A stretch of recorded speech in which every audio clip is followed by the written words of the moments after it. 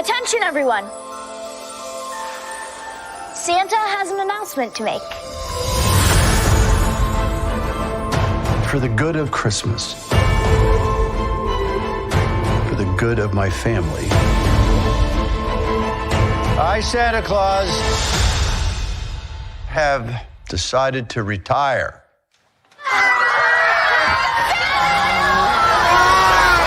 We have a grief counselor, right? You're interviewing to become Santa Claus. Yes.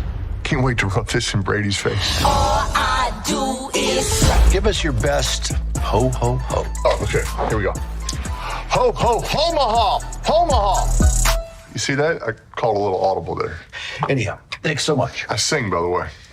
No, Brady can sing. slay all day, slaying anything and anyone that's in my way.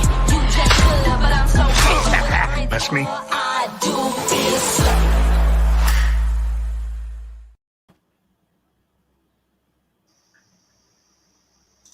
During the last few years, we've ventured into a lot of different fields. I only hope that we never lose sight of one thing. It was all started by a mouse. All started by a mouse. Simple circles. Mickey is a thing we all share. There aren't many of those around.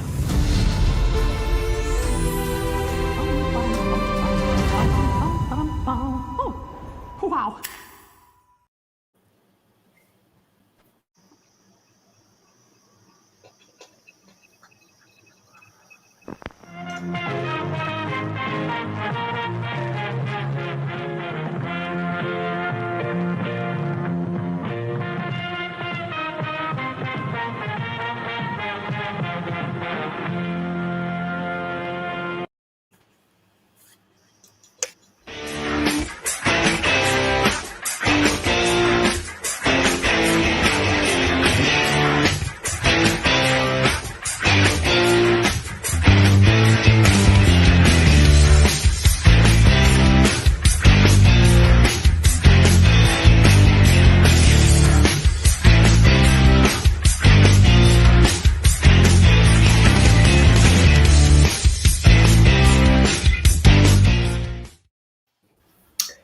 Hello, my internet fans. Welcome to the latest edition of That Boy Sports Bar featuring Dori Lou over there in the upper corner. She's back. We're all here. We're here to talk about what we always do, talk about sports, talk about stories, talk about stats, and most of all, have fun doing it while I get bashed in the brains like a piñata on a weekly basis. He's already look at Josh already swamping at the bit, waiting to take a swing.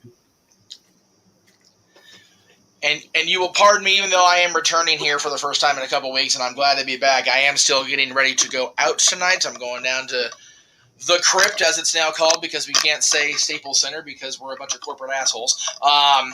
But the Kings are playing Tampa Bay Lightning tonight, so I'm going to go to the Crypt. I'm probably going to witness a massacre and a burial tonight, so, it is what it is. It sounds like it's going to be a good matchup. I mean, the Lightning are doing very well. The Kings are right in the middle of their division where they need to be. And let's not talk about my Ducks right now because they suck. And Yeah, same thing with my Wild, but you know what? That's okay. They'll figure it out. Hey, Kings are under 500, so I can't brag too much either. So it is what it is. Zach, are you a hockey guy? Did we ever establish that? Of course I am. Oh, he just says it so nonchalantly. Of course I'm a hockey guy. Well, of course.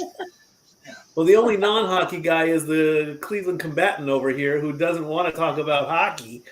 His Blue Jackets aren't not too shabby neither right now.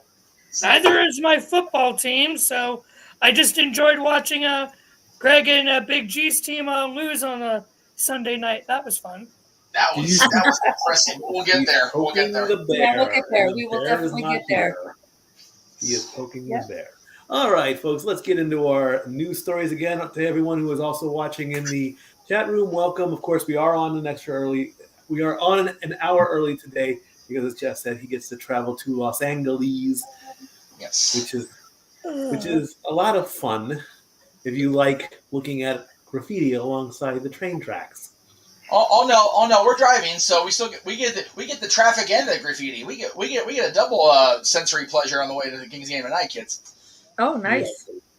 We start with college football. Another big fine has been dropped thanks to Louisiana State and all their students rushing the field after they defeated Ole Miss 45-20. But this fine was the maximum fine allowed.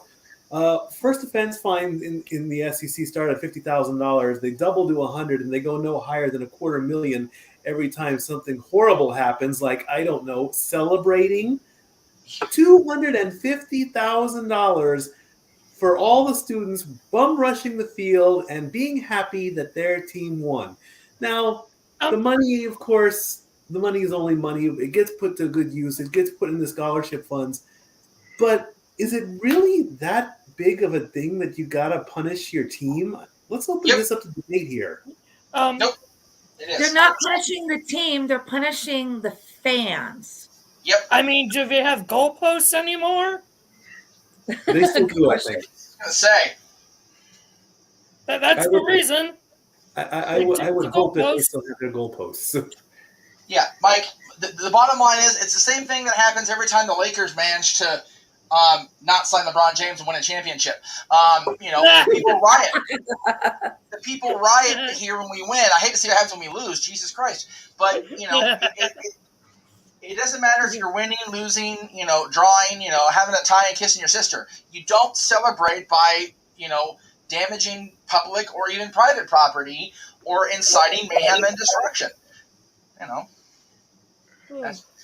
They're trying to crack down on people being idiots, and God forbid that be a thing in 2022. Has there ever been a fine levy that we can quickly think of in the professional leagues? Oh, I'm sure there has been. I mean, you have to remember also, the colleges, a lot of them, while they are under the governing of the NCAA or PAC, whatever, or the big whatever, they still have to privately fund a lot of their stuff. So when stuff's getting destroyed or rided on or whatever, they have to recoup that cost somehow. And the SEC luckily is stepping in to help with that problem, at least in this case. Jeff, I just noticed on your press release you have the wrong team. Why is that? It wasn't Tennessee that got fined. It was Louisiana State University. Okay, well, no. Louisiana was the one from the previous week. You told me it was Tennessee this week, and I copied that. I didn't even type that out. That is copied, cropped, and pasted from ESPN. That's their problem, not mine. So, Tennessee got the fine, but their fine was only $100,000 to replace the goalpost, which their fans came through and took care of that and then some. Okay. But LSU, don't expect the fans to cover that fine. Okay, so the message I got here, I'll even since it's Tuesday, we'll dump on Mikey. Let me see what it says.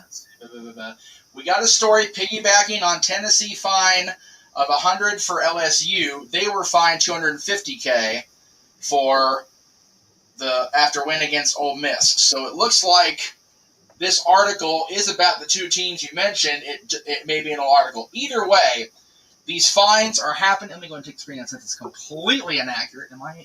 Okay. It's all right. No, it's okay. So, no, that wasn't you. That was just information I was given, and you didn't have. I didn't have proper context. Excuse me, not you. I didn't have proper context. Either way, the point is that they're trying to levy the fines to not have this shit keep happening because these college football fans, seriously, they're not even going to, professional games. They're college students. Figure if they're not a bunch of delinquent idiots and they are able to play football, they're between 18 and 22-year-old kids. They're literal kids, and their idiot fans are destroying property when they win. Yeah. Well, one of the things I'm looking at, it's on the Yahoo Entertainment page from the Tiger Athletic Foundation. Right. The TAF members, thank you for all you do for LSU athletics. unlike other schools in the conference, will find a way to cover the cost. Right. Whoa. That's a combination spinning of the situation and taking a shot. Yeah, well, they took the shot. Oh yeah. The school asked, because Tennessee did ask for money from its fans to help replace the goalposts that they've been torn down. But yeah, they tore them down and replaced it. The fans said, okay, we're responsible for this. We'll take care of it. They're stepping up and doing what they need to do. And then they even did more than they ended up, the donations were more than the cost of the goalpost replacement. So, I mean, that's just because the fans stepped up and took responsibility and did what they needed to do. Well, good on them. That's good on them to do that at least. Yep. Yes, Zach. So let me break this down for you in a few things. One, I'm in Louisiana. I'm sorry. This place is full of alcoholics. We don't do anything right. That's one. Let's start there. Well, okay. Well, Zach, if we're going to be breaking down honest, they're full of drunks. Alcoholics go to meetings. Exactly. Drunks or lushes do not. That's right. I mean, Mardi Gras is a thing down there for a reason. We can't There's a place called Bourbon Street for a reason. Yeah, there's that. And then there's other things that make people do stupid things in Louisiana, but we can't talk about that. I mean, look at my username for God's sakes. I mean, our other team sucks so badly, The fans have to have something to be excited for. But True. We got fined $250,000 this time. So what happens next week when we beat Alabama? Is that going to be $500,000? No, it only maxes the max is a quarter. It maxes as a quarter. Well, if they want to get happy in Louisiana, they can go by Zach's club and get real happy real quick and not spend near $250,000. Amen. Hey, Zach, do you really think you can beat Alabama next week? Absolutely not. Okay, then. No. Hey, you got this. Super Bowl tide. We can. We did. Can we beat Bama? We can. Hey, now. I get the whole Rocky Top, that song. That thing. Rocky Top, you'll always be home sweet home to me. Okay, there you go. Bel Air killed that. Was amazing. Hey, you two can celebrate all you want. All you guys need to know is my team can still whoop the floor with both your teams. Negative. You think Ohio State can take us? Negative. With ease. Oh, well, lordy. Okay. Me too. All up in the Kool-Aid, and I do know we'll the Come on. We'll see what happens. Damn each.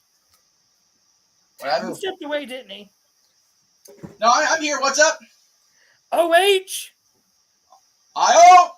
Thank you. Sorry, I couldn't hear you. I got shit in my ear.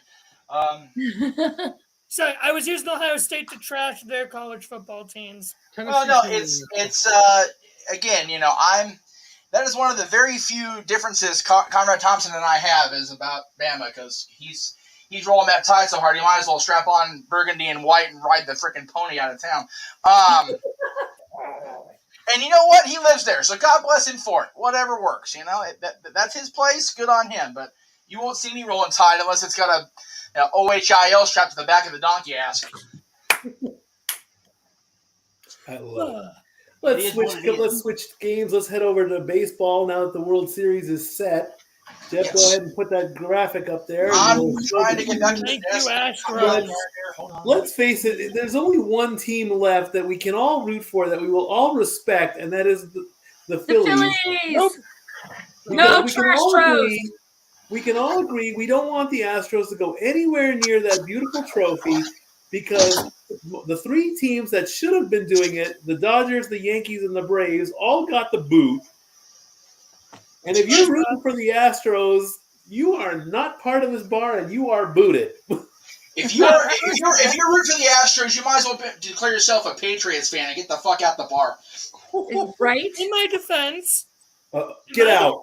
Oh, no, hang on. This is a good, honest, hymn-writing Christian man. Go ahead, Josh. Okay, go ahead. In my defense, the Astros took out the Yankees with a clean sweep after they beat my Guardians after how many delays of, chicanery and shenanigans there. Yes. So, And I'm so hoping for your Guardians. Stupid Yankees, because the Guardians should be in this game. Well, that's one of those. Do you root for the team that beat your team because they beat your team? In most cases, I advocate for that, and I say absolutely yes. But because it's Houston, absolutely not. I don't That's the follow story of my baseball enough life. to care. All I know is screw the Yankees, go Guardians. Well, yes, I will always say screw the Yankees. However, if they're playing the Houston Astros, it's a fuck Houston above everybody because they cheated the Dodgers out of the World Series. So. Okay, fair enough. I didn't know that part about baseball history, so I have no problem. That was recent. That was the Dodgers pandemic 2020 World Series win, or being it should have been 2 years, whatever, 3 years before, but Houston flat out freaking cheated, got caught, and still didn't get their title taken away. They just got some heavy fines, whatever the hell it was. But okay, then go Phillies, I guess. Yes. Yeah. Okay. Houston Asterix is that's why that logo was a thing. Okay, then go Phillies, I guess. Thank you. Yeah, and that's why we peer pressure. That's one of the reasons why you hear several of us still refer to them as the Trash Tros. Trash Tros. Fair enough. Whoop! Shit. Hang on. Got my camera filled in. All right. Anyway, Mikey. Next, let me get the graphic back Next, down we'll here. just go right into our football stuff. We always do the stats like we do every week. We go game by game. We throw out a few little trivia bits, and then once in a while we rant on everything. So the first game up was the Cardinals defeating the Saints 42-34. Andy Dalton went 30 of 47 for 361 yards, 4 touchdowns, 3 interceptions. Kyler Murray went 20 of 49 for 204 yards, 1 touchdown, and 0 interceptions. The 2 of the interceptions in the first half became pick sixes. That helped the Cardinals beat the Saints. The Saints have the Cardinals were on an 8-game losing streak at home, so that's finally broken. It was the longest streak in franchise history, dating all the way back to 1958. The Saints have currently lost 5 out of 6, and only 3 other quarterbacks in history have thrown 2 pick sixes in the first half: Josh Rosen, Tony Romo, and Colin Kaepernick. Zach, what's going on with your team? What's happening, bro? Come on. All the things. I will say this. Thank God for Grey's Anatomy, because I would have shot myself Thursday. Right? Jesus. Other TV is so good that I can compel my pain afterwards. Thursday was so bad. Oh, yeah. So bad. I got a gallon of ice cream and put on the Golden Girls and cried myself. The humanity of it all. Oh no! Gracious. I'm a lonely Aints fan. Look at the username. It's I do feel for you, Zach. I really do. I've been that way with my Minnesota Vikings for many, many years, because it doesn't matter, good, bad, or ugly. I am a Vikings fan, period. So I feel for you, darling. I put it like this. In the beginning, it felt like we were tanking for a top draft pick, and then I thought about it. I'm like, wait a minute, we don't have our pick. What the hell are we doing? I was going to say, you traded that pick away. Yes, we did. So to Philadelphia. Yeah, because they need it this year. Hey, you know what? At least Philadelphia didn't win this week.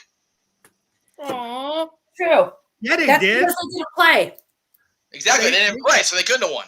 Anyway. Ladies, cover your ears. Children, no offense. They all probably got laid, so of course they won this week too. That's accurate. That's accurate.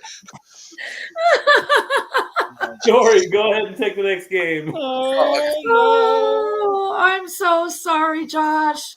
So we've got the Browns with the Baltimore Ravens. So Right. Yeah, the Ravens took this one 23-20. Jacoby Brissett, 22 of 27 for 258 yards, no touchdowns or interceptions. At the same time, Mr. Lamar Jackson did 9 for 6 of 16 for a total of 120 yards. Again, no touchdowns or interceptions. Oh boy. So I'm really feeling for Josh here, but at the same time, I'm kind of cheering for my son Tyler here because he adopted the Ravens when he decided he needed a football team to cheer for to feel like he's part of the group on occasion. There you go. I don't even know what to say. I know. Look what I put my name as now after Zach's thing. Aww. Put it up. There we go. Yeah. Oh, jeez. Yeah. It's me. Oh, there's Zach. Yeah. Yes, Yeah, he's I there. don't have to do that yet. Basically, I mean, this was just like we were doing so well, then we weren't, and it's just like, what the flip is going on? What the flip is going on? This is not what's supposed to happen. Well, Dori, tell them what happened in that second half. Whew. In the 3 losses the Ravens have had, they have blown a double-digit lead in the second half, but not this time. The Browns had the game in reach after a touchdown pass to Amari Cooper was ruled as offensive pass interference. Because the refs freaking suck. The Browns recovered from the penalty only to be called for a false start, which pushed them back to attempt a 60-yard field goal, which was blocked by Malik Harrison. Oof.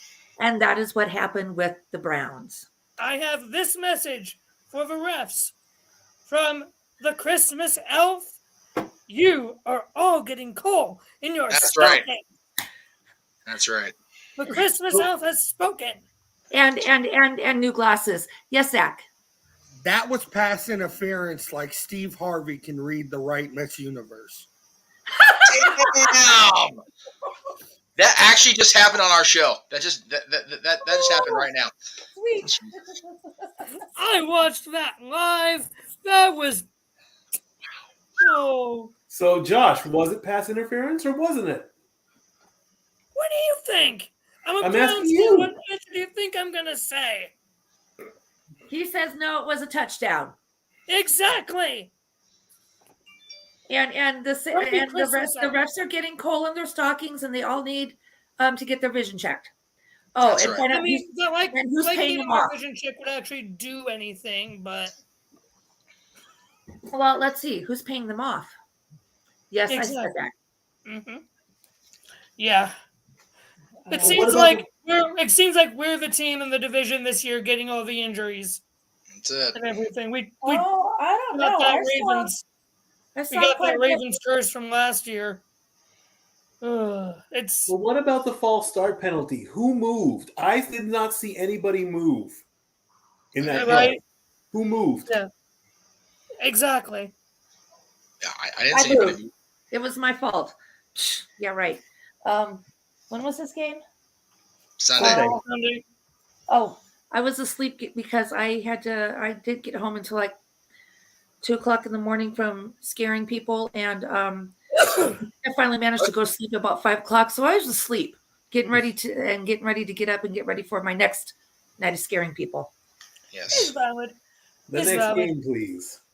Next Yes, game, please. That would be me. That could be. There we go. Oh, how the mighty have fallen again. The Panthers beat the Buccaneers 21-3. Tom Brady went 32 of 49 for 290 yards, 0 touchdowns, 0 interceptions. PJ Walker went 16 of 22, 177 yards, 2 touchdowns, and 0 interceptions. It has been 20 years since Tom Brady has been a game under 500. Of course, we love the Brady Bash, but we're not going to worry about that just yet because after the game, Mike Evans was coming off the field. If you remember, he was the one that got the one-game suspension for getting into a fight, I think in week 2 or week 3. And the NFL officials and linesmen, they call him over by name. And they hand him a card. They hand him a piece of paper. He looks at it, and he signs something on it. Well, oh my gosh, the internet local media people are saying, are these officials asking for autographs? After a brief investigation and a statement released by the NFL, this was declared not to be true. there's a in the collective bargaining agreement between the NFL and the referees. It is prohibited. No official can go up to a player or a coach and say, "Could you please sign something for this or for me?" The only way it can happen is if it's for charity purposes, and there has to be a whole protocol. But for personal use, it is frowned upon because it could be considered biasness or favoritism. So is somebody like just taking this all out of proportion, or Yes. Yes. So what if it was an autograph though? Would that Okay. really be- So here's the thing. First of all, yes, they're making a big deal out of nothing. However, and also, this is the news. Really, this is the news we're reporting this week on the show? Okay, cool. But by the same token, if it was indeed an autograph attempt, you and I, Mikey, both know about approaching celebrities, athletes, whatever, when we're in uniform, when we're in costume, or whatever, and how much corporate goes new. So, same basic principle is in place. Yeah. Let's just think. This was Mike Evans. What if it would have been Brady? Do you think this wouldn't have been even 50 times worse? Those officials, wanting an autograph or not, those officials would have been sacked. Yeah. Because of how much Brady pays for refs narrative is a thing in NFL circles. Those officials would have been sacked immediately and Brady suspended. Yep. Let's be absolutely honest here. No, but the fact that it wasn't even a thing and it was made a thing shows how paranoid and hard up for any sort of gossip we are as a society, which is kind of sad, and how quick to condemn everybody and anybody we can. And that's a little philosophical. It's a little heavy for a sports bar show, but it kind of is a thing. And I think that's ridiculous that we had to even talk about it. So I have an update on that story, by the way. Okay. The NFL has determined that they did not request an autograph following that game. And it says, quote, "After speaking with the individuals involved, we have confirmed that the post-game interaction between Jeff Lambert, Tripp Sutter, and Mike Evans, and if I mispronounced any names, I apologize, they did not involve a request by the game officials for an autograph. Both Lambert and Sutter have been reminded of the importance of avoiding even the appearance of impropriety when interacting with players, coaches, and club staff on game day, including during the pregame or postgame time periods." Yep. One of the officials, grabbed a pen, something to write on from Sutter before he handed back to Evans, who appeared to write on it. And we don't know what they were discussing.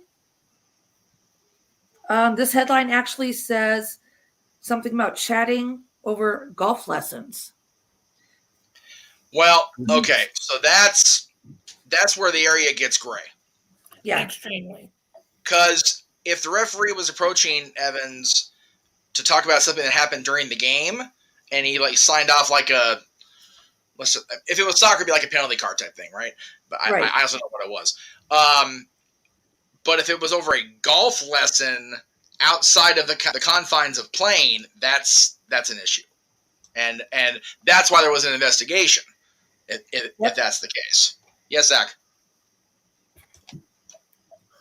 Why does this feel like a WWE storyline? It does, doesn't it?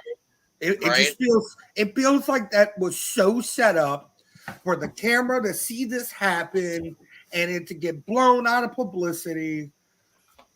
I feel like this is something the NFL did. Right.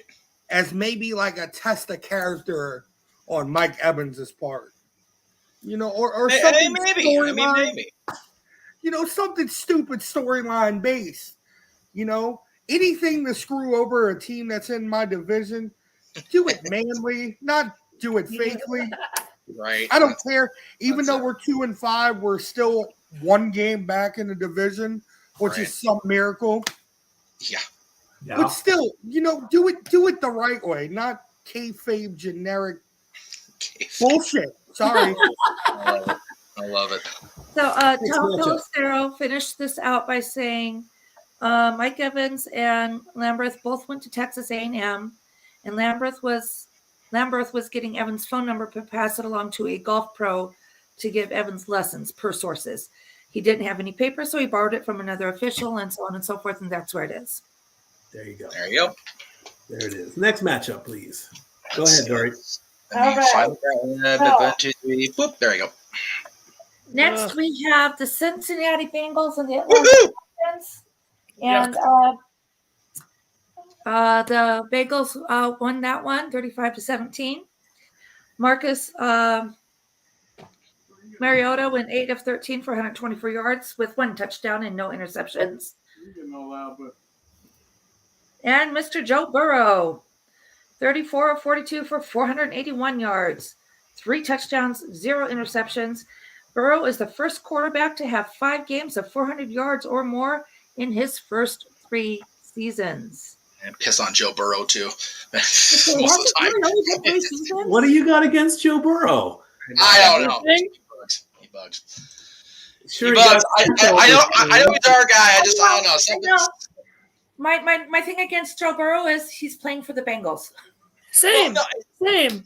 Yeah, it's I don't mind that part. I don't know, just like something about him rubs me the wrong way. I can't put a rational thing on it. He seems to be the not caught Ohio version of Zach Wilson. Whoa! You know what I mean? There we go. Go for it, Zach. Hey, leave the MILFs out of it, man. Oh, Lord Almighty. Hey, that's why I wasn't saying it. Oh my goodness. You were thinking, oh yeah. Anyway. Am I wrong though? Does he not look like he's the type of young quarterback that? No. Tell me where I'm wrong. No. Because I know him and his wife personally. Okay. Well, then there you go. Okay, never mind. Never mind. I didn't realize Burrow was married. Yes. Scratch all that then. Next game.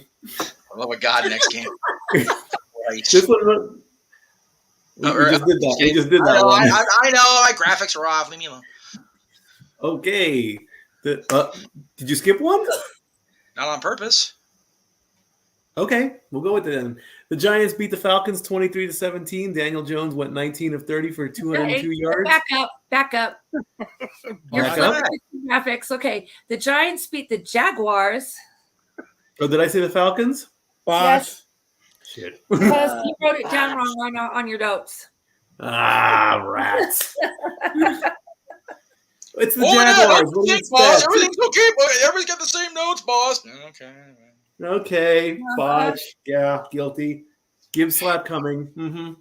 Yeah, when I get over there. Yeah. Yeah. Mm-hmm.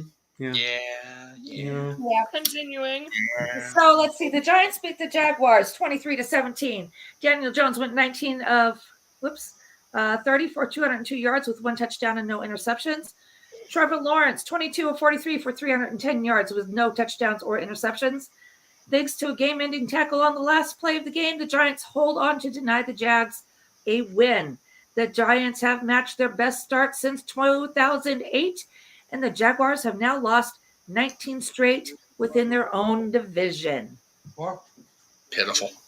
They can't win. They're back in form at least. Yeah. I know.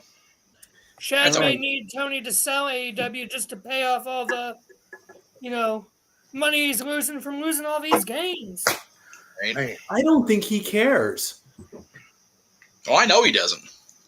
I do not think he cares. I think he's focused. He hasn't focused on the Jags for the last 3 seasons, and they've been at the bottom of the barrel every time. The Jags aren't his responsibility; they're the old man's. That's my point. Yeah, I'm saying Shad should tell Tony to sell his crap so he can use that money to help the Jags. That's my point. I got you. Since Tony is still part of the Jags organization, team, and higher management and everything. All right, yeah, technically. Okay, what's next? Wait, I have- hold on. Zach, We have more? Okay, Do go we ahead. notice how good of a booker Tony Khan is? Why do you think Tony Khan couldn't do the same thing with the Jags? Come on now. I mean, do you want the Jags to suck more? Is that possible? Did you, Oh, did yeah. you They could go 0-17. They let could go Tony rounds. Khan call the shots with the Jaguars like he does for AEW? Then the Jags would suck worse. I was going to say the Jags suck even worse than they do now. and yes, it's always possible. Anything's You know, possible. At least they're putting points up. You know, if they weren't putting any points on the board, then I'd be really, really concerned. I'd be thinking we're looking at a football version of Major League here. Oh, Jesus. Ooh. All right, I think we're on this game. You know what? I did skip one, Mikey. Good call. Yeah, you I went- did. You skipped your game. Now, You skipped your game. Goodness. Okay, hang on. No. Okay, wait a minute. Okay, we did this one, yes. Yes. and we did this one, Yes. and we did that one, Yeah. Uh-huh. and then this is the next one I have in line. We haven't Yes, done that one yet. All right, well, go ahead. Like I said, I had the graphics lined up, but my eyes are shit. I can't see them. Go ahead. Cowboys beat the Lions 24-6. Jared Goff went 21 of 26 for 228 yards, 0 touchdowns, 2 interceptions. And Dak is back, coming back with 19 of 25 for 207 yards. Only needed 1 touchdown. The running backs did the rest. No interceptions. Detroit coach Dan Campbell is not losing confidence in his team that is 0-11-1 on the road and 4-18-1 overall under his leadership. However, his frustrations came to a head when he threw down his headset after Jamal Williams fumbled the ball early in the 4th quarter. The Lions have reached rock bottom. Spoiler alert, they're going to be at the bottom right corner at the power rankings. When As they should. But Definitely, if you're out there, sorry, dude. yeah, he loves to. He's a loyal fan. I love that about my brother. And he will admit they suck. They were so strong, powerful when they got Jared Goff from the Rams. It was the dumbest idea ever for them, I think, because he's not producing. Let's face it. He's getting kicked off. The offense are dropping fumbles left and right. I mean, but Dak is back, and that's all that matters. I think. So Dad and I had a good conversation. We were talking about this game yesterday, and well, it's they beat Detroit, so there's no matter. I'm like, hey, you know what? Cowboys are way over 500, and a win's a win right now. Philadelphia was idle, so a win's a win right now. We gotta start racking up points because if Philly doesn't lose, playoffs are going to be interesting. So. Right? Go ahead, Zach. I think the thing that pisses me off the most when people talk about the Cowboys, they talk about how bad Cooper Rush is. Without Cooper Rush being in that backup role, the Cowboys wouldn't be shit right now. No. shout Dak out to went Cooper down Rush. week 1. If we don't have him in that role, we're screwed. Screwed. People talk so bad about Cooper Rush, but I bet you Cooper Rush is going to go to another team next year since the tape is out there, and he's going to get some money somewhere else, and he's going to take them to the playoffs. And those same idiots who came after Cooper Rush saying that he's terrible, I wanted them all to line up so I could smack them all in the face. No. I want them to line up and kiss his Super Bowl ring when they get there. There you go. Even better. And hey, Jeff. Kiss my ass. Jeff, Yes, sir. congratulations. Thank you. This week you get to say that you guys are them boys. Hey, we've been dim boys all season. We played Philadelphia and we lost, which I knew would happen. And week 1 was a freaking train wreck for the entire league. So I agree. Other than that, we've won 5 games. So until we start beating the Dallas Cowboys again, we are dim boys. So I'm happy for it. Well, I just looked at your matchup next week, and it ought to be interesting. After Who are we playing? Chicago. Yeah, piss. I hate playing the Bears. No matter where we're playing, I hate playing the Bears. All right, where are we at here? This is going to be All right. think we Now did this we one. see Did we do this one? We're No, on we that did not. one. All right, we're on that one. Okay, go ahead. All right, we've got Indianapolis Colts, Tennessee Titans. Go Titans! I know. Only because I live in Tennessee now. So the Titans took that one 19-10. Matt Ryan was 33 of 44 for 243 yards, 1 touchdown, 2 interceptions. Shame on you, Matt. And then Ryan Tannehill went 13 for 20, 132 yards, no touchdowns or interceptions.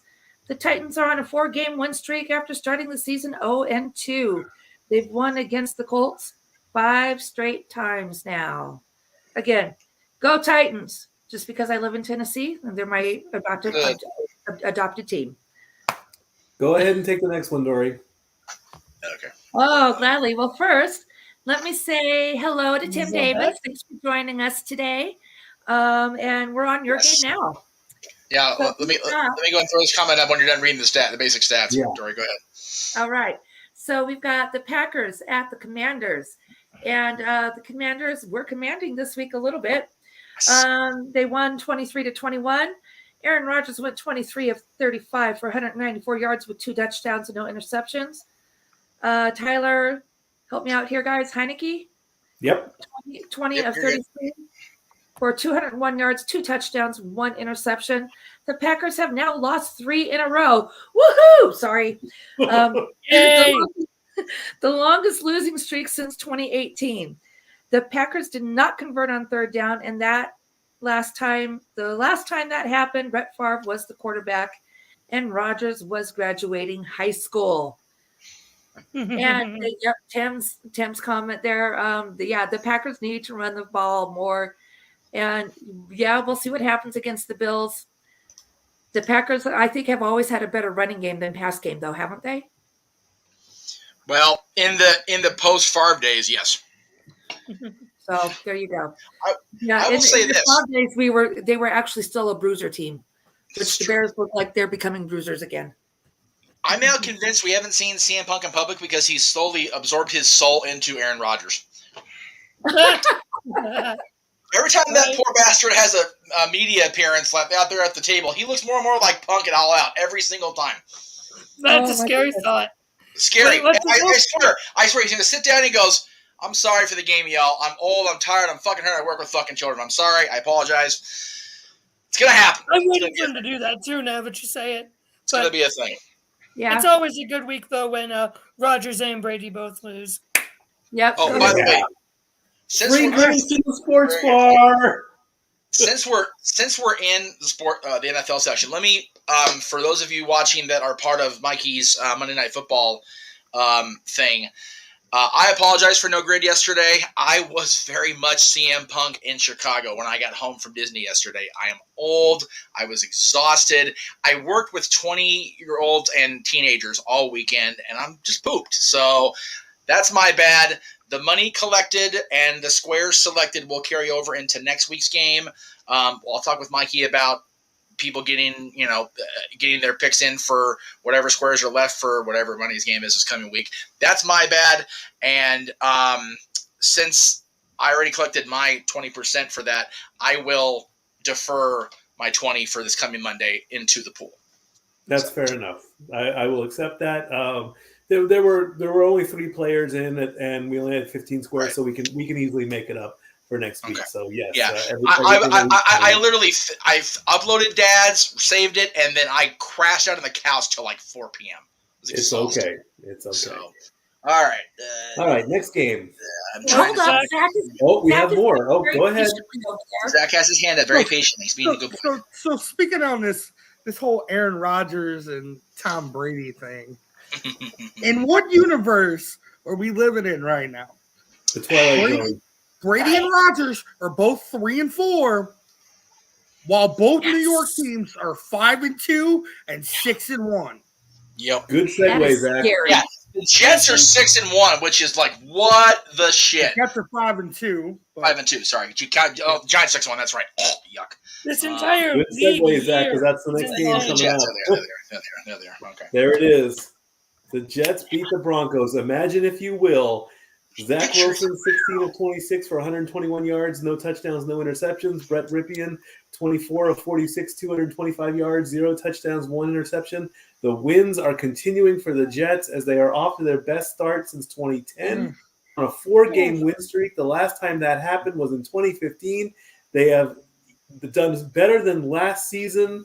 Kevin Arnold approves, if you remember that photo from last week. Yes. New York is turning it around.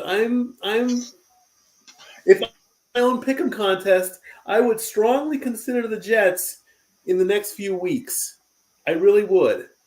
And that's coming from me. I've been bashing the Jets ever for the last. I can't do that. I'm tapping in. I'm like, when are they going to start losing? And they're not losing. The Jets are usually so bad. Even Benny's going, I'm good with them. Zach, go ahead. The only bad part that came out of this game is their star starting running back, rookie sensation, Brees Hall, tore his ACL and his meniscus and is out for the rest of the season. Probably more. They traded for James Robinson from the Jaguars, gave up a 6th-round pick, but James Robinson hasn't been relevant since that one miracle season he had. So that hurts. Yeah. Literally. Yeah. Hey, at least every mom's favorite quarterback is doing pretty good. Maybe that's why they're doing so good. All the referees' moms are putting in a good word for Zach Wilson.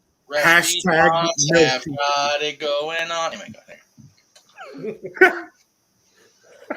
Next game, please. It's already up. Go for it, dude. The Raiders beat the Texans 38-20. Davis Mills went 28 of 41 for 302 yards, 2 touchdowns, 1 interception. Derek Carr went 21 of 27, 241 yards, 1 touchdown, 0 interceptions. Here's the thing.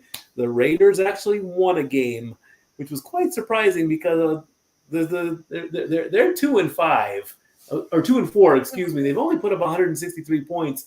The lower team is the Broncos in their division at 2-5 and 100 points. So maybe things are going to turn around. The 38 big points is nothing to sneeze at, really. And congratulations to the Raiders. They'll win another one next week. They play us. We suck. Raiders. Mikey, how do you lose against the Texans? You have a lot of barbecue before you go and play. Right, you get all hyped up on barbecue. That'll do it. Dori, the next game is yours. Okay. I don't know where I am. Let's can't see. see. I think it's this one. I'm patient. And hello to the Tornado. Welcome. Thanks for joining us this afternoon or this evening. Yes. Next game we have up is the Seahawks at the Chargers. Seattle won that game 37-23 with Geno Smith going 20 of 27, 210 yards for 2 touchdowns and 1 interception. Justin Herbert went 33 of 51 for 293 yards, also 2 touchdowns and 1 interception. According to the Next Gen Stats, Kenneth Walker III ran at a speed of 22 miles per hour down the sideline in the 4th quarter. Jesus, That's 1 mile per hour slower. That's one slower than Usain Bolt. Wow. That's an accomplishment in itself because you got to figure he's wearing his helmet, he's wearing his pads, he's got all his gear on. Look at all the he's got a lot of extra drag that Bolt did not. So I bet you if they were dressed similarly drag or aerodynamically, you'd have quite a contest there. The only other equipment that I could think would be heavier would be all the gear that goalies wear.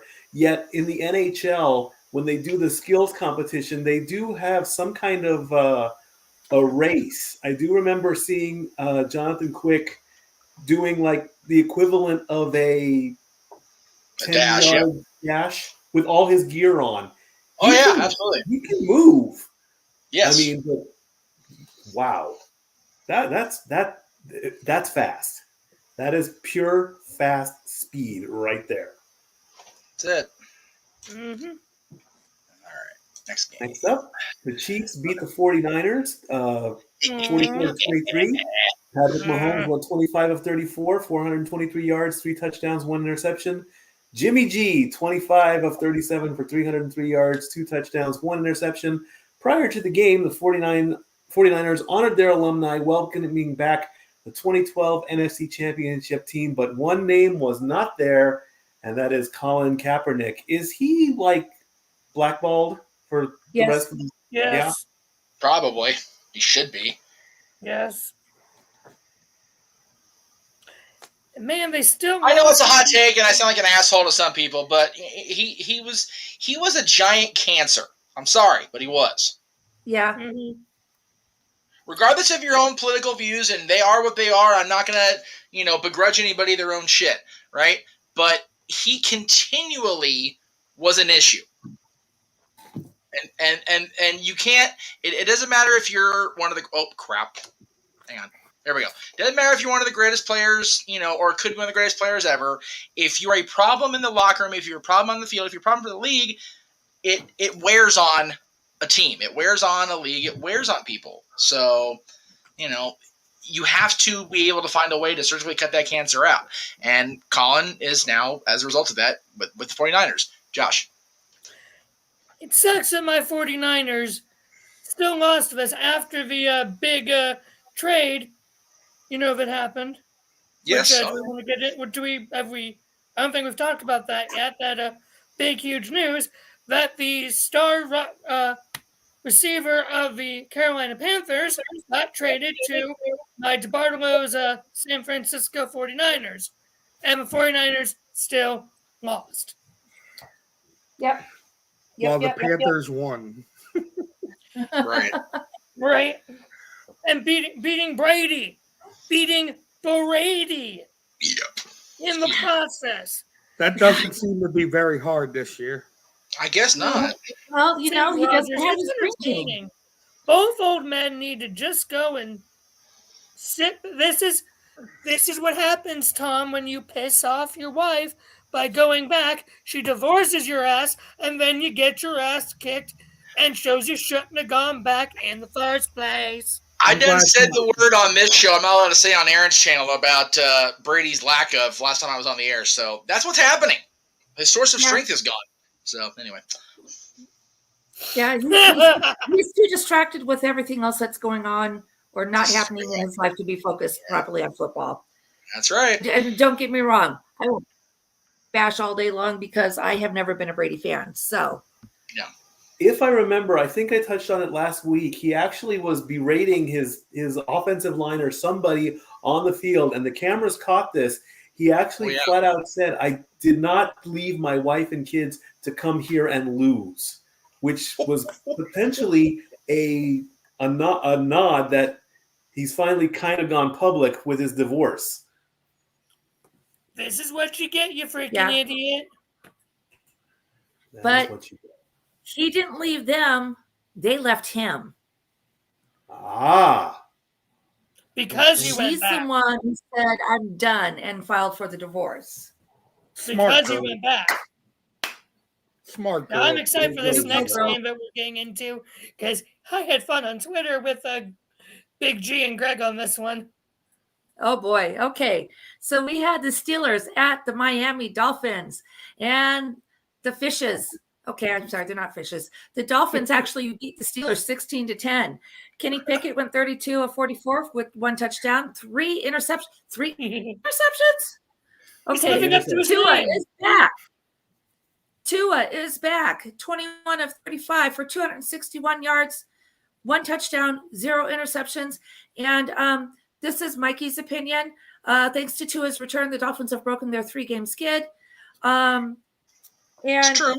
And yes, that may be true, but you're saying, but with that statement, you're banking everything on your quarterback. Yeah. The quarterback is not the team, but the team is nothing without the quarterback. Well, that's the media doing that. The media always hypes up the quarterback as everything else, and like the quarterback is God, and everyone else is not that important unless they get that big play. They are the main person. If football was a chessboard, the quarterback would be the king, I think. So you take out chess. The queen's more important, though, are they not? The queen's the The most queens are powerful more piece. powerful. Okay. The queens are the most Queens are powerful most pawn. Yes. Yes, Zach. Until they lose a game with Tua as the starting quarterback, the media is going to run it and run it and run it and run it like it is some type of New Year's Eve special. They're going to run it and run it into the ground until he loses a game. And they're gonna make it go into this big old thing that the Dolphins are only Tua when he has so many weapons around him that make him who he is. Yeah. Right. Like I said, the quarterback is not the team, but the team isn't anything without their quarterback. Go ahead, Josh. So, a couple things. One, Kenny Pickett really seems to be living up to his name because all the opposing teams' defense keeps picking it off of him. Interceptions. 3. 1, 2, 3. Yeah, they keep picking it off of him. It's entertaining. I am not sorry, Big G and Greg. I laughed my head off. If the Browns have to suffer, you have to suffer with us. Next, Tua is doing everything in his freaking power to make sure that he isn't replaced by Brady next season. Let's be honest here, because that still was a whole big thing. But Grant Brady seems to be doing a good job of making sure that doesn't happen either. So, Brady to Miami. But really? You never heard about that? Oh yeah. Brady buying part of the that's a team. huge step down if that happens. There was a whole thing of them trying to get Brady or tamper with Brady or him coming into Miami after he retired officially to buy part of the team and be quarterback. Zach? They were Brady was trying to get with the owner to buy the team, hire Sean Payton as his head coach away from the Saints. They tampered with that, and Brady was going to play quarterback along with being the owner at the same time, which they fined the team over $500,000 for tampering, and they lost a numerous amount of draft picks in the next coming years just for tampering. Yeah. Hey, you know what? If the Miami Dolphins can have one of their great kickers turn into a woman, a police officer, the Dolphins can do anything. If I understand that reference, you're good in the room. Very good. Laces out, right? Okay, that's it. I don't get it, but oh well. Oh, Ace Ventura, Josh. You'll thank me later. Yes, the first one, not the sequel. And the final match of the week, the Bears beat the Patriots 33-14. Justin Fields went 13 of 21, 9 yards, 1 touchdown, 1 interception. Bailey Zapp went 14 of 22 for 185 yards, 1 touchdown, and 2 interceptions. And that completes the week for week 7. Not much fun. Not much happens on Monday Night Football. Screw Bill Belichick. Hey, you know what, Josh, we're an hour in. Fuck Bill Belichick. Okay, I'm trying to be good, but yes, exactly that. It's funny. We're seeing Brady's likely last season. Rodgers, who knows what he's going to do? Yeah, seriously. Last season as a Packer. Let's be honest. Right. And then likely the Patriots owner is going to fire Belichick before this season is over. I will believe that last one when I see it. We've been talking about that for how many years? I really. Yes. Since we're dropping bombs, why the fuck did Mac Jones even get in that game to begin with? What the hell were you thinking? Mac Jones is done. You think he's the savior of your franchise? You should have started Bailey Zappi to begin that game. Maybe you wouldn't have been so far down. Maybe you would have been able to control that game. God, Bill Belichick is the biggest idiot I ever met in my life. Wow. If that happens.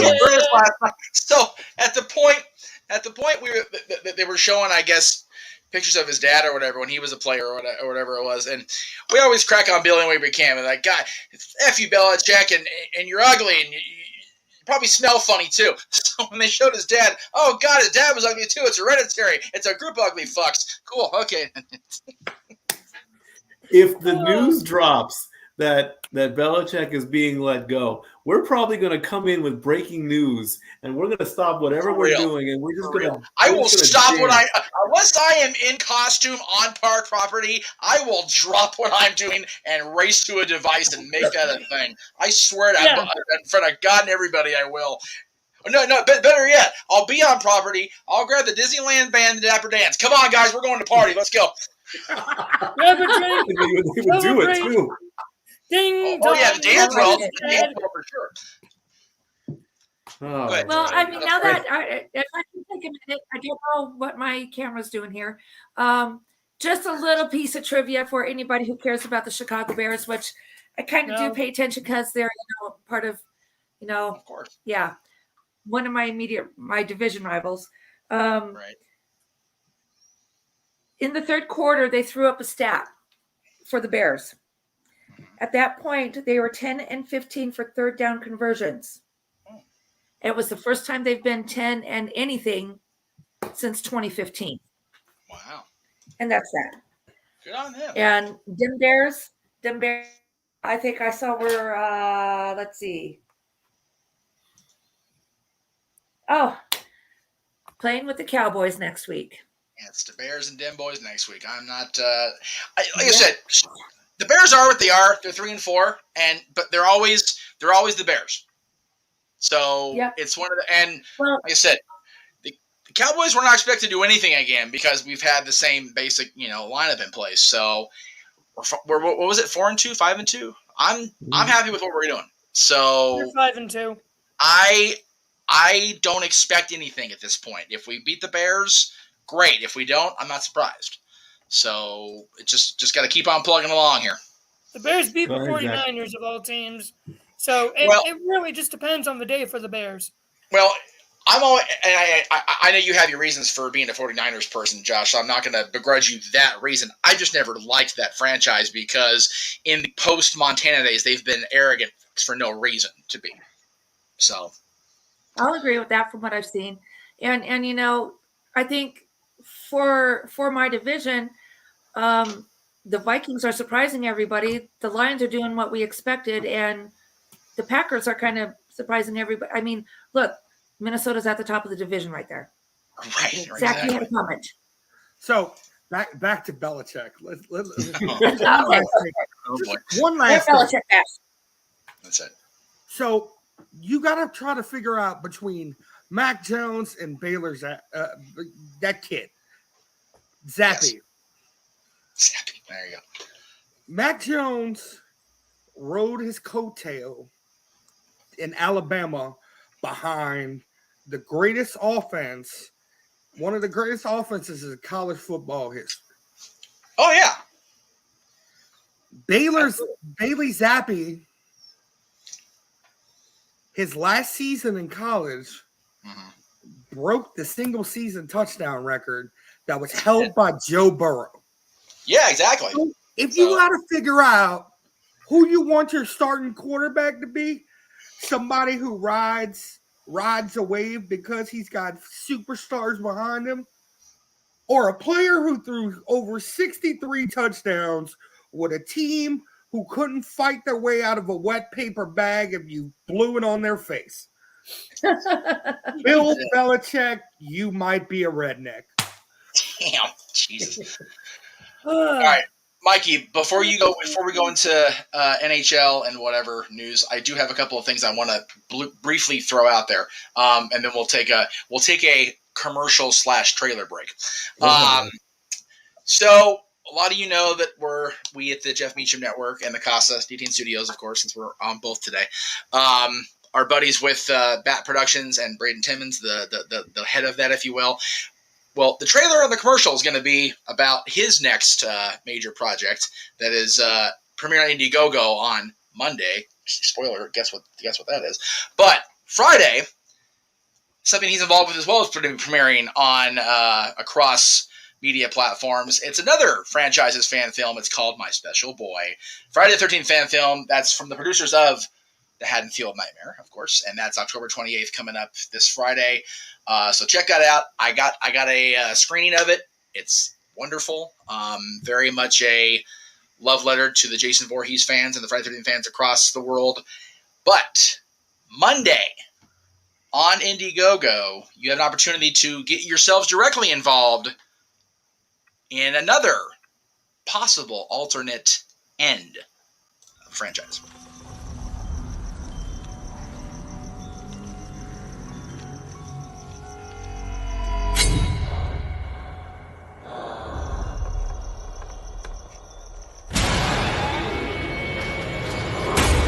For 42 years, he has terrorized this town. Tonight, it ends.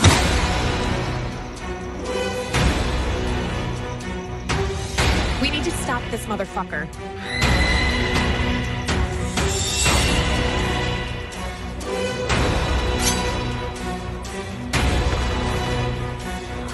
We need a plan of attack. We have to get these people out of town. How can he still be alive? This is Officer Williams. Our night isn't over yet.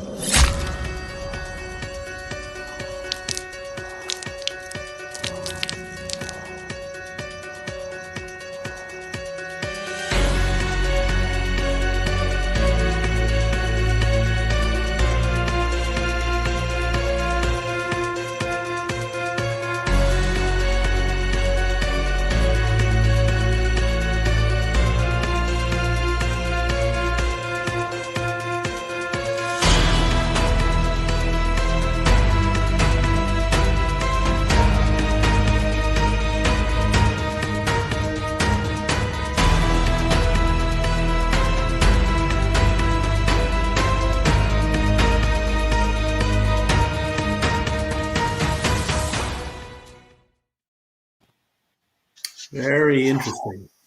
So, if you've not seen Haddonfield Nightmare, it's still on the YouTube page. Those that have hard copies also have hard copies. I know there's at least 4 houses in my circle that have a hard copy between the Riffs and Dylan's maternal side, and the Renegade himself has a hard copy as well. So, check that out if you haven't seen it. It's all part of the Myers fandom, and of course,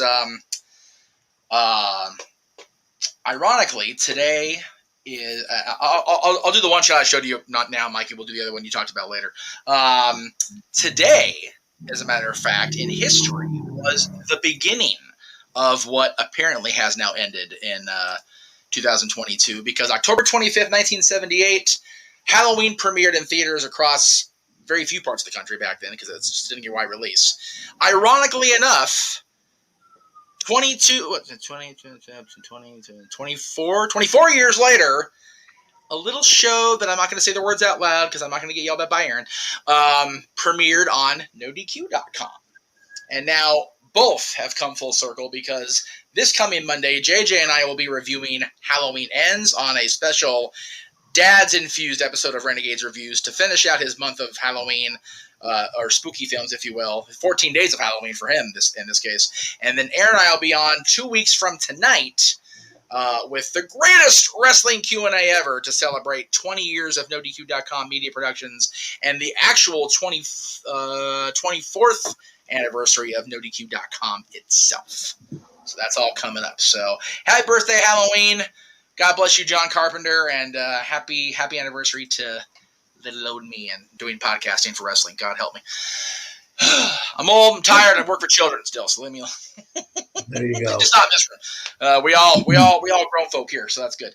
A quick touch on hockey. This guy down here, congratulations, week 2 winner of fantasy hockey, and the good job for you, Zach. You called your comeback and everything. 50 big points in a week. I still have a small overall lead. I don't have the graphic up because I'm still working on stuff and all that.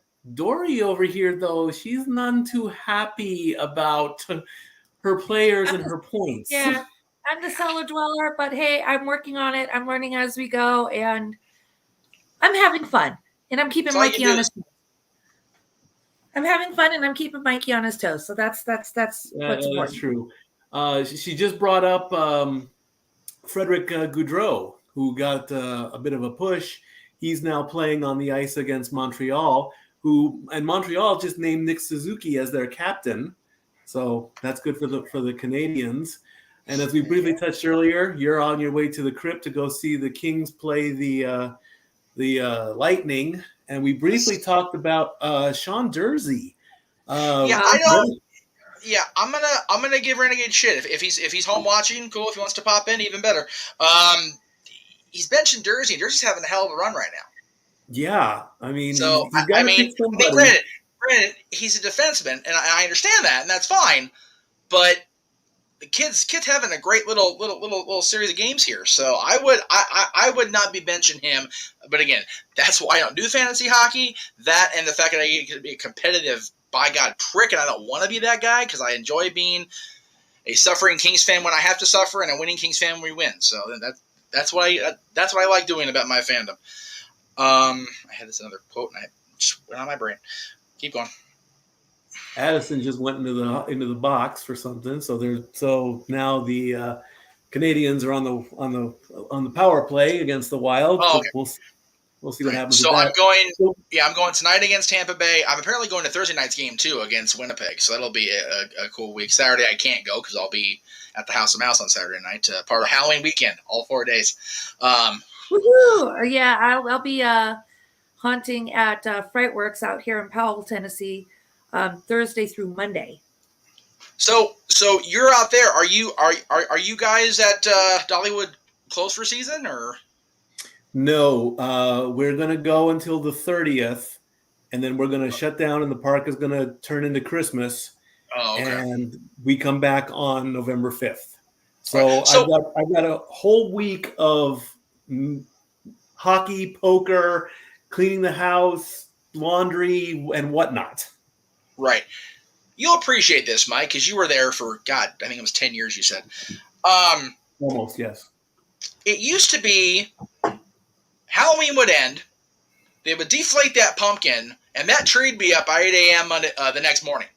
Like, without fail. Yep. We're launching the holidays on Veterans Day this year. Like, granted, that's 10 days to do more. Cool. Like, that's cool. I was just put off by it because I had not seen them do that before. So I was just like, all right. Well, it all starts with the castle, right? I mean, the castle always goes first, and then the tree. Well, yeah, and the castles looked very nice for the reopening after pandemic closure, which was 400 and something days of hell for the fans, the cast. It was terrible. So the castle looked really nice when we reopened. They've kind of done a lot, and plus, the company's 100th anniversary is in January, so they're definitely going to be. We're going balls out. I will say what I can say, and what I can say is, even though Mickey's Toontown itself is not going to open until spring, they are going to launch Mickey's Runaway. I should know the name of that because I worked there. The Runaway Railway. Thank you. The one they have in Florida. We're going to launch ours on the company anniversary in January, so that'll be cool to have that at least be accessible. But yeah, I got to continue my streak of pictures just before I got hired. I'm now at 21 years and counting, at least one a year. Look at that! Look at that! That is amazing. That isn't all of them either, as well documented over the years on the Nerdy Cube things. I've got more Mickey pictures than Big Show has turned babyface or heel. We have counted. That is an official stat. I'm like, Paul Wyatt is not even close to that number. Well over 100. I bet if you could take all your pictures of Mickey and somehow put them together, you would make a Mickey. You know how they do those pictures? Well, it's funny. The mural collage. It's funny. The picture of Walt and Mickey from Walt's last visit to the park back in '66, inside our corporate office is a mural of different pictures, which I thought was kind of a neat thing. I didn't realize that until I actually went in there a couple weeks ago. I still want that picture, by the way. I wanted that framed on my wall. It's such a cute. And Walt hated that picture for years, by the way, because in the original picture, the wheel on the car, the steering wheel, has got like tape on it because it was beat to shit or whatever after 10 years, and he hated it. Don't put that out there. So they would crop it for the longest time, like up to where you couldn't see it. They've since, obviously, digital things, graphics become. They've since photoshopped and made it better. But yeah, so it's crazy to be a part of it after all this time of being a fan and a guest and all the happy things that we are. There's a lot coming up on JJ's channel here on the Casa, as well as just in general across our on the multiverse of media here. Is there any other things we wanted to cover sports-wise before we wrap for the day? We need to show the rankings and results. That's right. I think I loaded those in there. I did. Look at me. I'm ahead of the You game. gotta do that. We'll do a quick shout out, and then you're free to go to crypto.com. There's the Week 7 power rankings with the Eagles still atop as an undefeated team, followed by the Giants, the Bills, the Vikings in the top 5. Skol. The Chiefs are there. The Jets are there, which is still shocking to believe. I cannot believe it. Every week I'm going to say this until they drop. The Cowboys are 7th. The Titans are 8th. The Seahawks are 9th. And the Ravens finish out the top 10. Then, of course, the Bengals, the Chargers, the Dolphins, the Rams, the Colts, and the Falcons end out the left side of the column. We move over to the right, which is where you don't want to be. The Cardinals, the Patriots, the 49ers, the Packers. There's a shock. The Packers for the past 2 seasons, but now they're on the right side, along with the just above the Bears. The Commanders, there are the Bucks, right in the almost in the dead middle of the column at 23rd. The Raiders, with their win, boosted them up a little bit at 2 and 4. The Saints are 25th. The Browns are 26th. The Jaguars are 27th. The Panthers are 28th. The Steelers are 29th. The Broncos are 30th. The Texans are 31st, and the Lions are the bottom-dwelling team. Unbelievable on all of those fronts. I had a couple messages. Why was I so happy about the Chiefs winning? The end of the Chiefs is the fact that our buddy Kayla at the Kings games is a Kansas City Chiefs, Kansas City native. So Chiefs, and she got a really cool Chiefs jacket recently-ish. So she's going to be happy as a Dickie Bird tonight at the game, I'm sure. And plus, our buddy RC is from Kansas City. So there. Oh yeah, RC. Haven't heard from her in a long time. She's doing well. She actually moved back home doing the self business thing. So she's having a good time. As far as the pick'em results go, Zach, there it is. Winner of Week 2 in hockey and winner of Week 7 in football. How about that? Dori right with Pop and JP at 9. Tammy, Brandon, Nathan, and Daniel all got 8. Mike and JJ got 7. And Emmanuel finished up the rear. Minnesota Wild goal. The Wild, they just scored. All right. It was Eric Sinek and then into Duhaime. There you go. How about that? Duhaime with the first goal of the night. Brandon had the overall lead, 63-62. Dori Lou's right behind with 60. Pop and Zach at 59. JP at 58. Renegade at 57. Mike at 55. Daniel at 54. Nathan at 50. And Emmanuel at 48. We're also going to point out Josh has officially removed himself from the pickup. Yeah, just kept busy with life. Josh took himself out of the game last week. He's busy doing things, and that's okay. He's more than welcome to pop into that. So big winner, Zach. How you feeling there, bro? My team still sucks. Oh, that's so sad. Can we make it official? I will pick the Vegas Raiders this week. There you go. Right, that's it. Gotcha. The Raiders this week? They're playing us. Right. They're playing the Saints, and I believe they're playing in Vegas. No, they're playing. We're playing here. They're playing in New Orleans. They're playing there, but still, yeah. I'll take a tie. Right.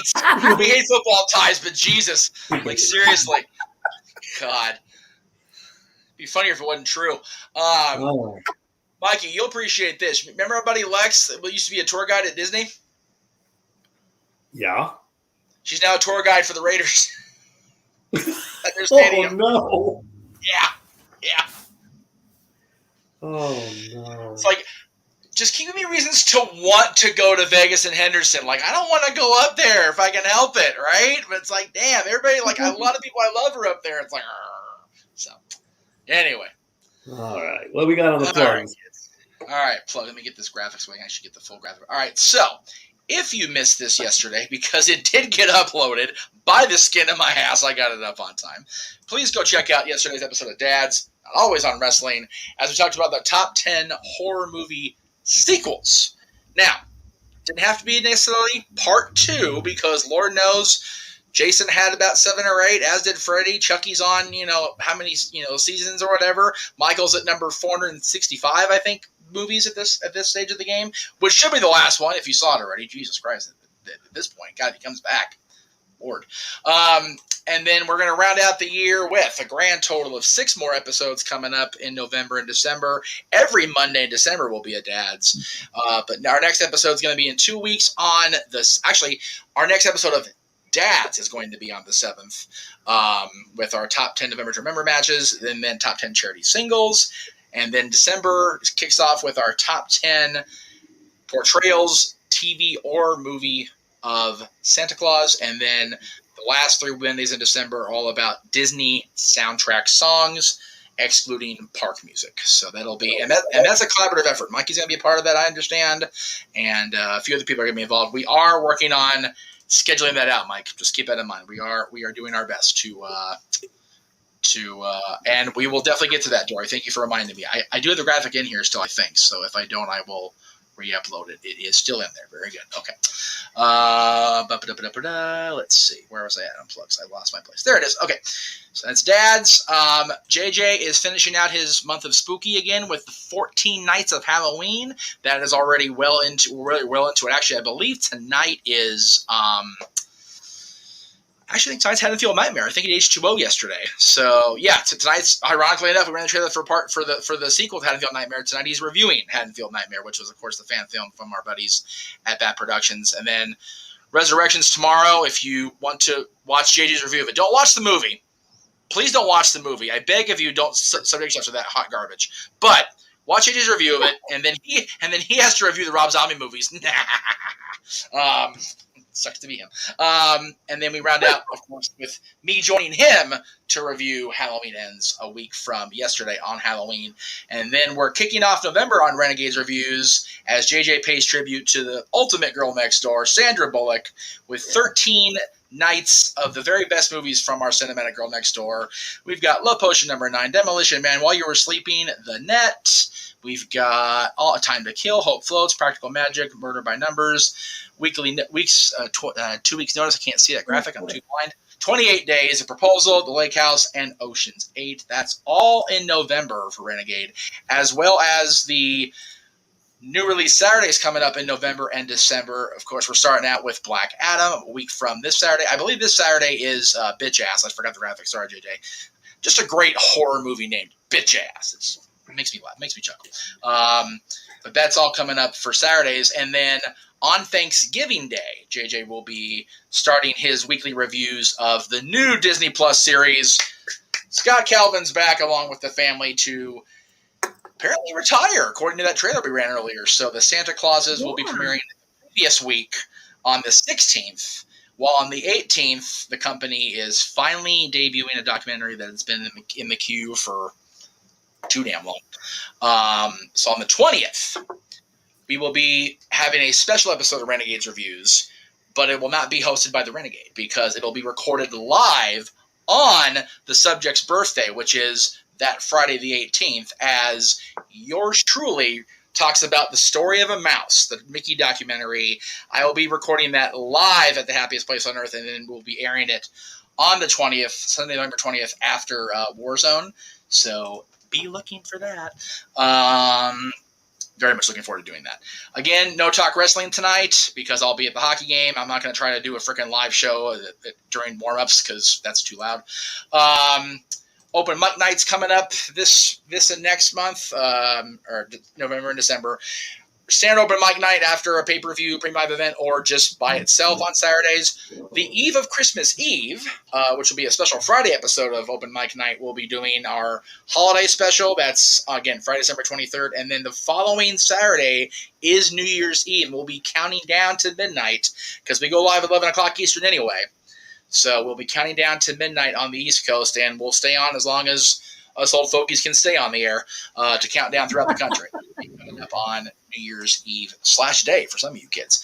And with the announcement of Elimination Chamber taking place in February in Montreal, these are the ones we know about that we are covering on the Jeff Meacham Network Multiverse of Media, and we are covering Crown Jewel. Noah has conceded to do the commentary on Crown Jewel 1 week from Saturday. So Crown Jewel, NWA Hard Times, AEW Full Gear, Survivor Series War Games, Final Battle from Ring of Honor, NXT Deadline, both on the same day, by the way, those two in the middle. Royal Rumble, Elimination Chamber, and both nights of WrestleMania. That's all coming up soonish. Sooner than later. Yes, Zach. I will have the New Orleans coverage for you, covering Hard Times. Appreciate that very much. Yes, we'll definitely look into that. I also want to tell everybody, and I haven't said this to anybody that except for the person I did the transaction with, and I think a couple people. I actually sold my Mania tickets to the person I sold them to. It was one of those. It's going to be right after my 6 month with the company, and I figured I'm going to be looking to transfer into a different division, so I didn't want to try to request time off, and I'm trying to make a transfer. So we have a brand new stadium. It'll come back, right? So I'm good. But that just means I'll either be working on a Saturday, Sunday, which I make money. I'm good with that. Or I'll be right here helping to cover WrestleMania. So it'll be good either way. Mikey seems depressed that I canceled my tickets. Why? No. I was just letting it all sink in. I mean, it's all good. Make your money. If you made plans to come out, I'm sorry. Oh, we still are talking about still going out there to clear out our stuff in California, make a trip out there. We're still planning that. That'll more than likely take place in the winter. But just keep in mind, Aaron, as of now, we're talking about him coming out end of February, early March for both another birthday in his life as well as my own. So to kind of celebrate. So whenever you want to come out, we'll find a way to make it work. We always do. So As always on the show, we always do a couple of Step Boy shout-outs and Dori's words of wisdom. The first part I'll take over here. First off, congratulations to Triple H and Stephanie McMahon. 19 years of marriage. Of course, the infamous Las Vegas wedding with the storyline where Stephanie was had a little too much to drink, and the little white wedding chapel there in Las Vegas. There, of course, is their proper wedding photo a few years later, and that is no offense to Triple H, but that is one of the cheapest looking Halloween costumes I have ever seen. Literally, dude, Mikey, he literally threw on a hat and a freaking random cape and a pair of sunglasses. Stephanie, at least, went all out, but I don't think it was much of a, okay, we need to do this thorough thing. It's like, here, honey, come here for a second. It's probably exactly what it was. Sometimes those are some of the best photos, though. That's right. Don't hate on the Helmsleys. They're awesome. So, absolutely. And also a quick shout out to AJ Styles and NASCAR superstar Corey LaJoie, or LaJoie, however you want to call it. What they did was they basically decided to mix wrestling and NASCAR. NASCAR did produce a video of AJ in the car at the Charlotte track, which they call the Roval, because it's part oval, part road track. Right. And if AJ did not have any protective gear on, he would have destroyed himself. Because if you know the track, when you're coming off the oval part and you have to make that really hard turn, you need to go from what the driver said, 150 to 40 in less than 3 seconds to make that turn, or you are going to spin out. The driver was braking. He was being jostled back and forth. And he was pretty much saying, if I wasn't strapped in, I would have been flying out of the car along with whatever was in my stomach. Then, of course, on the flip side, Corey and Dale Jr. were at Raw in Charlotte. It was on Dale Jr. The Miz was in the ring, and the Miz claims he can beat Dale Jr. in a race in his own Tesla. Yeah, right. I don't know about the race car, but I'm pretty sure Dale Jr. can kick Mike's ass. That's just, absolutely. Miz's ass. Mikey's, I don't know. There's your WrestleMania match, ladies and gentlemen. There it is. There you go. That's right. Dori, you got some words for us? Well, before I get to those words, I'm going to jump back to NASCAR real quick. And everybody knows, well, I got Mikey in a NASCAR. And I don't know if we've really discussed this or not. I am currently a fan for Richard Childress Racing, Mr. Austin Dillon, number 3, and Tyler Reddick in the number 8. Tyler Reddick will be leaving before too long. And a driver that we've all loved hating on for years and years will be coming to my team. Mr. Kyle Busch is leaving Joe Gibbs Racing and is coming to Richard Childress Racing. That is in the contract. I don't believe it's next year. I think it's the following year. I can't remember right offhand. But yes, one of my drivers I love hating on is actually joining my team. So I have to start rethinking a few things. Like I said, Kyle being a father has mellowed his arrogant ass out. Yes, it has. A piece of shit, actually, brother, still a piece of shit. So I have seen some positive stuff in little blurbs here and there about Kyle. So we'll see. I mean, if I have to start rooting for him because he's on my team, I'm still an Austin Dillon fan first. There you go. With that, some words of wisdom, some positive. My weekly delight, just to help make sure, again, that we've got some good stuff going out there, because there is way too much negativity in this world of ours. Optimism is a happiness magnet. If you stay positive, good things and good people will be drawn to you. And that is a quote from Mary Lou Retton, there you go. Olympic gymnast. And I think she probably knows a little bit what she's talking about. And I can tell you personally, that when I started putting out all that negative stuff, putting all that behind me and trying to find the positives, even just as I have frequently had to tell Mikey, find something to be positive about when you wake up first thing in the morning, and it makes a big difference in your day. Stay positive, keep smiling. Thank you all. Thank you, everybody. Oh, I'm sorry. Go ahead, Jeff. Like Pierce puts out there every day, work hard, treat people fairly or kindly, earn respect, and love somebody today. It's really what it's about, folks. Those 4 lines will get you through a day, I promise. Yep. Zach, you got anything before we head out? My team sucks. Well, there goes that positivity. Yeah, there goes that. Okay, he's positive that the team sucks. Positive they suck. That's right. That's right. That's it. That's it. I do have one little small thing. Go ahead. Yes, sir. Thoughts and prayers to the ladies who are dealing with this tragedy of a month that happens every year. So my full support is always on breast cancer awareness. So yes.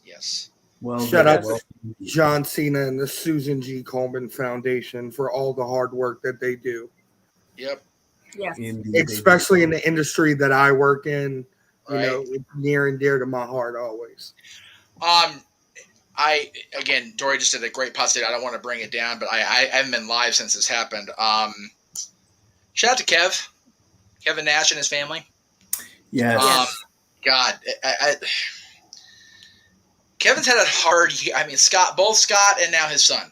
And on Scott's birthday, which was even harder. Again, I've had the opportunity to, get at least acquainted better with the clique in recent years, and they are such a tight-knit group of people, and, their reps will be what they will be, but they are a solid group of people, and Kevin always spoke, always tried with everybody that was nearest and dearest to him. And it was really because of the impending birth of Tristan that he signed with WCW in the first place. So, and it's never okay that when a parent has to bury their child, that's awful. So we're thinking of Kev, we're thinking of Tristan's mom and everybody, and just again, folks, keep the positivity going out there, and make sure you hug and kiss your loved ones, because you just don't know what the next minute, the next hour, the next day is going to bring, and it could be anything. So, like I said, Dori's words are always great. I appreciate the positivity going out there, but just focus on one bit of positivity a day. I promise you. I know it because I apply it at work when I go every day. No matter how sore and how tired I am, I'm walking into freaking Disneyland. How can I not smile going into that place, right? So just think positive, act positive, and positivity will come. Yes. Well said. Follow us on Twitter at LBStatKid1977 and Hathaway Lou, respectively. Drop us a line. Let us know what you want to talk about. If you have sports stories you want us to discuss, drop them down there, and we'll give you a shout out on that. As always, thank you all for coming in. Like Dori says, keep positivity flowing. Love somebody. I always say it at the end of every show. I love you all. Step out.